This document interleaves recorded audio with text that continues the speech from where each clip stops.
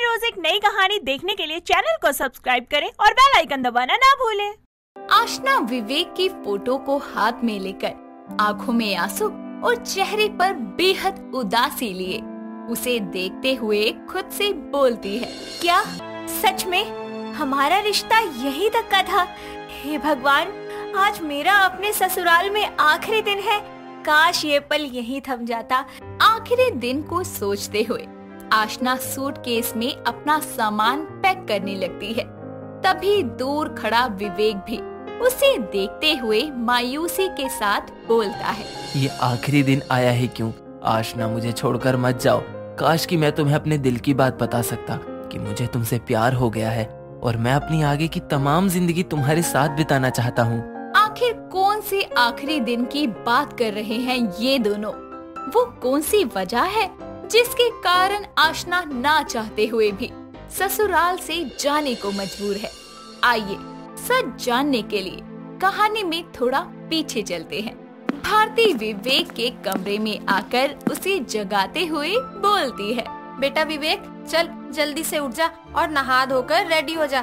तुझे याद है ना, आज हमें तेरे लिए लड़की देखने जाना है। उठ गया माँ।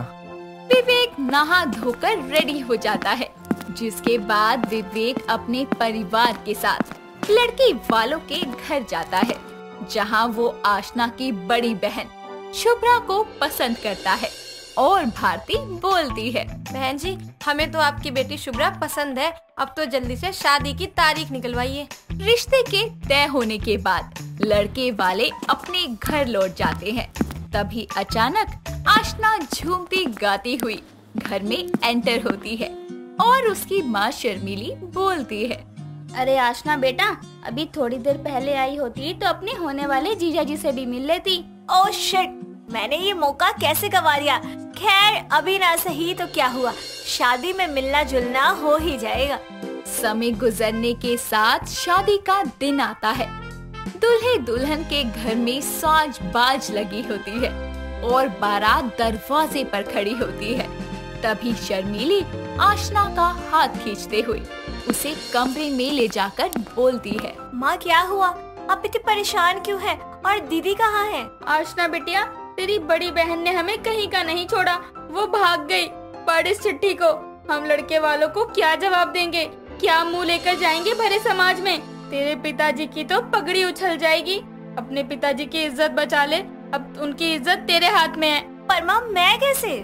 समझ ले बिटिया, आज तेरी शादी है। तुम मंडप में बैठकर हमारी लाज बचा ले, ये तेरी माँ की विनती है। मायके की लाज बचाने के लिए आशना अपनी माँ के आगे घुटने टेक देती है। शर्मिली उसे दुल्हन के जोड़े में मंडप में ले आती है और घूंघट की आड़ में दोनों की शादी हो जाती है। शादी की पहली रात जब विवेक उसका घूंघट उठाता है तो वो चौंकते हुए बोलता है, तुम कौन हो और यहाँ मेरे कमरे में क्या कर रही हो? मैं आपकी पत्नी हूँ। ये क्या बकवास है? मेरी पत्नी शुभ्रा है, तुम नहीं। माँ, कहाँ हो आप? जल्दी आओ। अरे विवेक बेटा, क्या हुआ? तू इतने गुस्से में क्यों लग रहा है? माँ, हमारे साथ धोखा हुआ है। आपने जिसे मेरे लिए पसंद किया था, ये तो वो है ही नहीं। इन सारी बातों का जवाब अब वो बेशर्म शर्मिली देगी। भारती गुस्से में लाल पीली होकर आशना की माँ को कॉल करती है, जिसके बाद शर्मिली उसे पूरी सच्चाई बताती है। ये सुनकर भारती बोलती है, सच चाहे कुछ भी हो, मैं बस इतना जानती हूँ कि तुम माँ बेटी ने मिलकर हमें धोखा दिया है। मैं तुम दोनों के खिलाफ FIR दर्ज कराऊंगी। FIR दर्ज होने के बाद कोर्ट उन्हें 1 महीने साथ रहने की सलाह देती है और घर आने के बाद भारती बोलती है, कान खोलकर सुन ले मेरी नाम की बहू, 1 महीने तक रहने दे रही हूँ तुझे। उसके बाद तेरा मेरे घर में आखिरी दिन है। माँ जी, मैं कमरे में जा रही हूँ, मैं ना बहुत थक गई हूँ। वो कमरा मेरे बेटे का है, तू रसोई में जाके मर। माँ जी, शायद आपने कोर्ट का फैसला ध्यान से नहीं सुना। अगले 1 महीने तक विवेक जी की पत्नी हूँ और इस घर पर मेरा उतना ही हक है जितना आप दोनों का है। आशना कमरे में जाकर सो जाती है और विवेक बोलता है, तुम मेरे बेड पर सो तो गई हो, पर इस लाइन को पार करने की कोशिश मत करना। रात गुजरती है और सुबह होती है। आशना की आँख खुलती है तो वो देखती है कि विवेक उसके एकदम करीब है और आशना उसे देख ही रही होती है कि तभी विवेक की नींद खुलती है और वो बोलता है, तुम्हें मना किया था ना कि मेरे करीब मत आना, तुमने मुझे छुआ कैसे? ये सही है, उल्टा चोर कोतवाल को ही डांटे। अरे तुम ध्यान से देखो, मैं अपनी सीमा में ही हूँ, तुम ही मेरी सीमा में घुसे चले आए हो। और ऐसा भी क्या गजब हो गया? अरे तुम मेरे पति हो, मैं तुम्हारी पत्नी हूँ। बंद करो बकवास, 1 महीने की मेहमान हो तुम सिर्फ, फिर वो तुम्हारा आखिरी दिन होगा। आशना रेडी होकर किचन में जाकर चाय बना ही रही होती है कि तभी भारती वहाँ आकर बोलती है, क्यों नहीं नासपिटी, किससे पूछकर तूने मेरे किचन में कदम रखा? माँ जी इसमें पूछना कैसा, मैं इस घर की बहू हूँ, यहाँ आना मेरा लीगल राइट है। माँ जी वैसे आपको शक्कर कितनी पसंद है? ये सब करके तू मेरा दिल नहीं पिघला सकती। कुछ दिन की बात है, तेरा आखिरी दिन भी आ ही जाएगा जब मैं तुझे इस घर से बाहर का रास्ता दिखाऊंगी। ओफो माँ जी अब छोड़िए भी। अरे ऐसे कैसे छोड़ दूं? तू धोखे से मेरी बहू बनी है। माँ जी रास्ता छोड़िए, मैंने अदरक इलायची वाली चाय बनाई है, वो पी लीजिए। अरे पीऊंगी क्यों नहीं, सामान तो मेरे घर का ही है, ला दे। वक्त गुजरता है और आशना अपनी सास का दिल जीतने के लिए दिन रात एक करते हुए कमर तोड़ मेहनत करती है।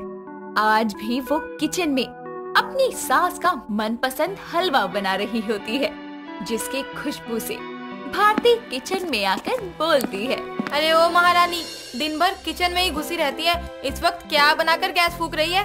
वो माँ जी मेरा बेसन का हलवा खाने का मन कर रहा था, तो बस वही बना रही थी। हाय, बेसन का हलवा तो मेरा पसंदीदा है, खुशबू भी इतनी अच्छी आ रही है, पर इससे मांगू कैसे? देखूं तो जरा, ऐसा भी कौन सा हलवा बनाया है तूने? माँ जी कैसा लगा हलवा? अब बेकार सा स्वाद है, ये भी कोई हलवा है? छी। माँ जी ये बेस्वाद हलवा भी आप 2 कटोरी खा चुकी हैं। सच सच बताइए कैसा लगा आपको? बकैती बंद करके काम कर ले। भारती कमरे में आकर खुद से बोलती है, हलवा तो लाजवाब बनाया था बहू ने, पर अगर मैं उसकी तारीफ कर देती तो उसे एक आस मिल जाती। नहीं, मुझे उससे दूरियां बनाकर रखनी है। बस 10 दिन की बात है, फिर इसका मेरे घर में आखिरी दिन है। ये मेरी बहू नहीं बल्कि धोखेबाज है। गुजरते समय के साथ अब विवेक और आशना का शादीशुदा रिश्ता भी ठीक होने लगता है, जिसके साथ दोनों में नजदीकियां बढ़ने लगती है। वहीं दूसरी तरफ सास आशना के आखिरी दिन की गिनती करते नहीं थकती थी।